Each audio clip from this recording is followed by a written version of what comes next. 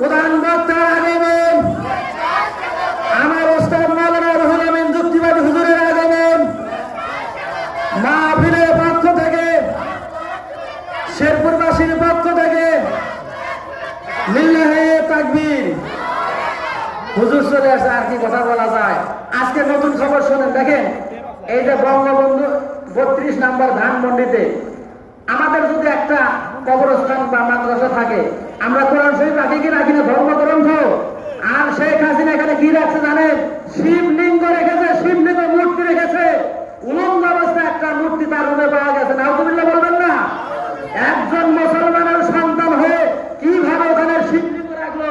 তার মানে বোঝা গেল যে উনি মুসলমান না। যারা অবলিক করে ওরা মুসলমান, সবাই হিন্দু।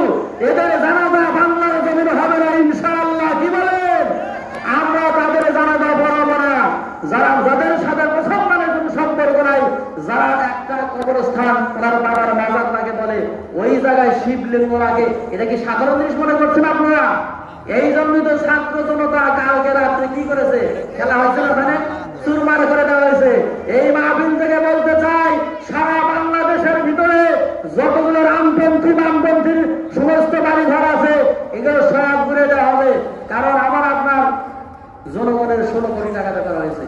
যাই হোক, হুজুর চলে আসছে, কথা বলেন আমাদের হুজুর, প্রাণ প্রিয় হুজুর হযরত মাওলানা মুহাম্মদ রুহুল আমিন যুক্তিবাদী।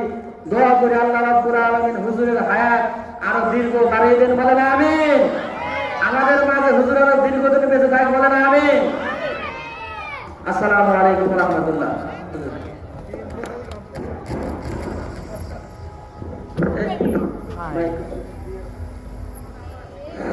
প্রিয় এলাকাবাসী, আমরা যেখানে সেখানে ঘোরাফেরা না